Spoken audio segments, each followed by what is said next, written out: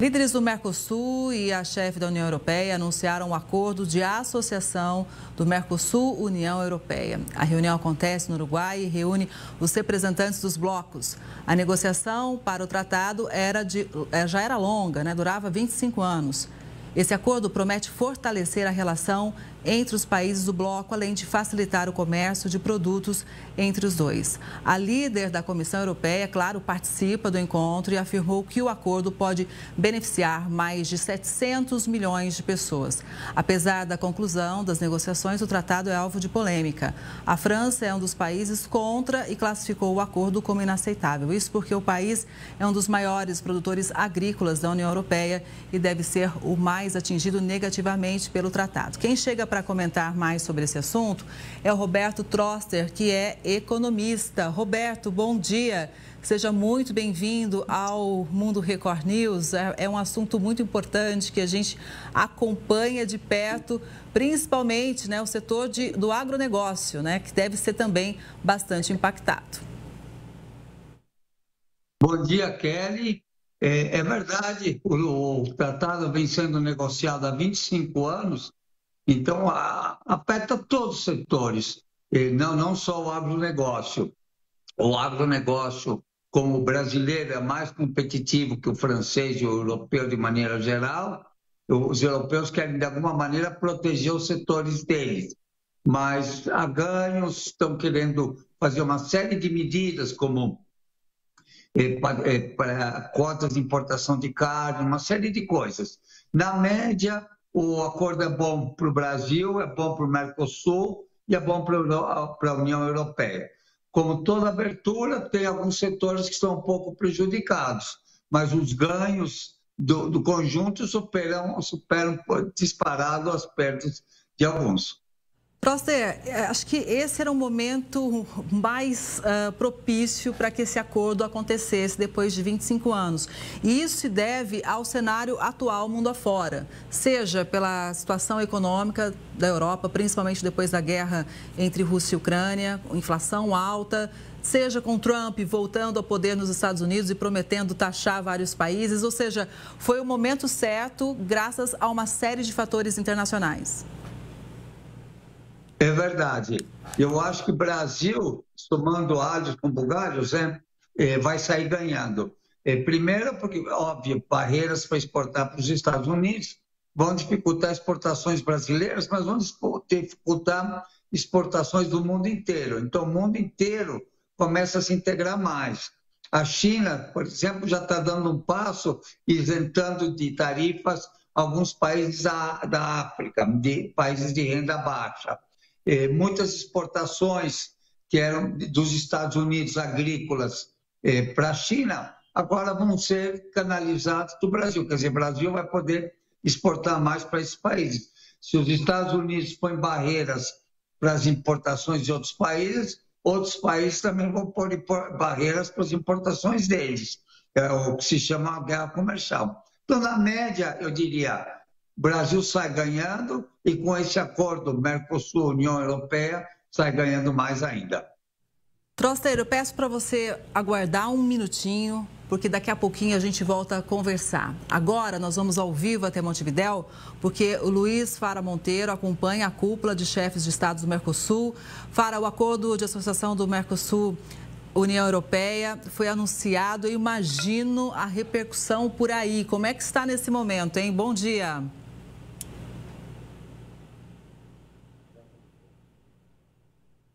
Oi, Kelly, muito bom dia a você, a todos que acompanham a gente aqui na Record News. Kelly, durou 25 anos essa negociação, essas conversas entre os líderes dos dois blocos, numa tentativa de trazer um mercado livre entre a União Europeia e também o Mercosul. Alguns países foram contrários, como a França, por exemplo. O governo francês ontem publicou uma declaração dizendo ser contrário a essa proposta do jeito que estava, mas o texto foi aprovado. Para passar a valer agora, Kelly, ele precisa ser aprovado no parlamento da Comissão Europeia e também no parlamento de pelo menos 15 dos 27 países integrantes da União Europeia. Esse acordo foi anunciado bem aqui pela presidente da Comissão Europeia, Ursula von der Leyen, que veio ao Uruguai. Ela saiu ontem da Europa, desembarcou aqui no meio da tarde em Montevidéu para fazer este anúncio tão esperado, tão aguardado, especialmente pelos líderes do Mercosul, o bloco aí que comporta o Brasil, Argentina, Uruguai, Paraguai, e agora tem a Bolívia também como membro permanente. Esse acordo vai funcionar da seguinte forma: sendo aprovado pelos parlamentos, alguns produtos terão isenção, que podem começar imediatamente, o acordo passe a valer. Alguns produtos vão demorar até 8 anos para terem uma queda nas tarifas, e outros produtos, dependendo ainda, levam até 14 anos para conseguir essa queda de tarifa. Não foi detalhado ainda quais são esses produtos, mas a gente aguarda um texto que deve ser anunciado na reunião dessa manhã aqui em Montevidéu. Participaram deste anúncio aqui o presidente do Paraguai, Santiago Peña, o presidente Luiz Inácio Lula da Silva, a presidente da Comissão Europeia, Ursula von der Leyen, o presidente da casa, o anfitrião, Luiz Lacalle Pou, que está deixando o governo do Uruguai no início do ano que vem, e também o presidente da Argentina, Javier Milei. O anúncio foi rápido, durou aqui cerca de 15 minutos. Os presidentes se retiraram, vão fazer uma foto de família, como eles chamam, desse encontro do Mercosul, e novos detalhes virão ainda hoje sobre esse tão disputado, tão sonhado acordo de livre comércio entre o Mercosul e a União Europeia. A gente continua por aqui, a gente pode voltar a qualquer momento dentro da programação para trazer mais detalhes desse acordo que finalmente foi anunciado aqui em Montevidéu, no Uruguai. Kelly. Fará um acordo histórico. Antes de te liberar, só queria saber uma coisa de bastidor sua aí. Porque aqui no Brasil, vários analistas diziam o seguinte, que esse acordo iria sair porque era um momento muito especial, ou seja, por vários fatores internacionais, esse seria o melhor momento do acordo. Por aí, antes do anúncio oficial, também era esse sentimento, hein?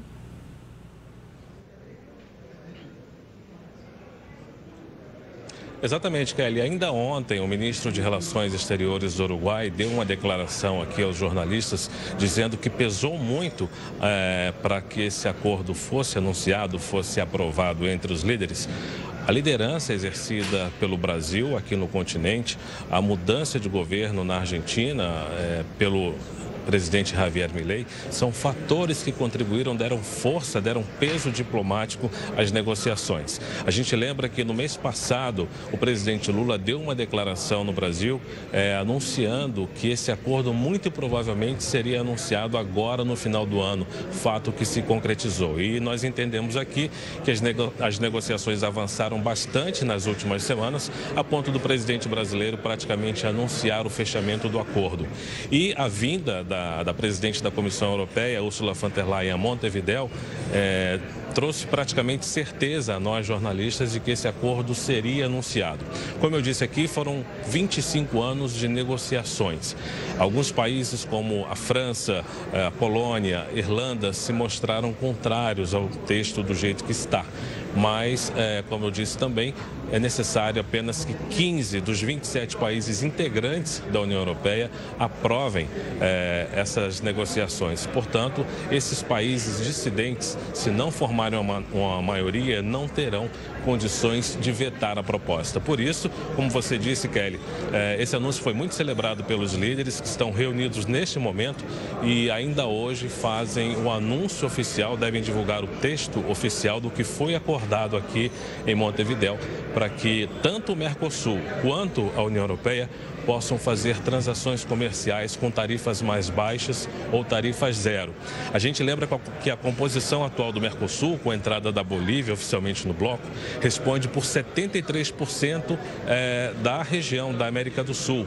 E tem países associados, como o Panamá, o presidente do Panamá está aqui, vai assinar vários acordos. Tem também a possibilidade da República Dominicana participar mais intensamente de acordos com o Mercosul. Portanto, o clima aqui é de comemoração, Kelly. Para um momento histórico, né? E a gente cobrindo tudo ao vivo. Muito obrigada pelas informações. Você sabe que aqui a notícia não para. Qualquer novidade é só chamar. E um bom trabalho para você aí no Uruguai. E claro que a gente segue aqui acompanhando, trazendo mais informações ao vivo para você que acompanha a Record News sobre esse acordo histórico. Bom trabalho, viu, Fará? Olha, daqui a pouquinho eu volto, inclusive, a conversar com o Roberto Troster, que tem mais informações sobre esse assunto, porque é o seguinte, olha, são informações muito importantes. Eu vou voltar com o Troster já, porque a Ursula von der Leyen disse o seguinte: este acordo é um ganha-ganha, trará benefícios significativos para consumidores e empresas de ambos os lados. Estamos focados na justiça e no benefício mútuo. Ouvimos as preocupações de nossos agricultores e agimos de acordo com elas. Esse acordo inclui salvaguardas robustas para proteger meios de subsistência. É uma fala importante, né, Troster? Porque a gente sabe como na União Europeia os produtores protestam, existe muito medo, né, de impacto econômico para as empresas e os produtores locais. Porém, como o Fara acabou de dizer para a gente, a isenção, por exemplo, ela seria gradativa para alguns produtos já, mas para outros produtos pode demorar até 14 anos, né? É verdade, o ajuste demora. Negociação aqui dentro do Brasil, entre os estados é difícil, entre os países no Mercosul é difícil, entre 25 países da União Europeia e o Mercosul é mais difícil, tanto que demorou 25 anos. E você tem interesses pontuais. O setor agrícola é um que se destaca muito pelo seu lobby forte, especialmente na França, Polônia, como você mencionou também. Então, você tem, de alguma maneira, achar um meio termo que agrade a todos. Agora, é um ganha-ganha, com certeza. Poder exportar... Lembrando que Brasil, Argentina, Mercosul, somos todos filhos da Europa, da África também e daqui da América também, mas não se pode negar que fomos colonizados pela Europa. E fortalecer esse vínculo com eles, comercial, é muito importante, político também. Nesse mundo em que os Estados Unidos estão se fechando mais com aquele American First, é um ganha-ganha e um ganha-ganha grande, tanto para a Europa como para o Mercosul. E acho que tem mais coisas que a gente pode fazer. Por exemplo, só para dar um exemplo, turismo. A gente tem que parar de pensar que somos um grupo de países e sim que somos um bloco. Então, promova o turismo da La Pataia, que é o extremo Ushuaia, que é o extremo sul da Argentina, com Oiapoque, Ovinhos.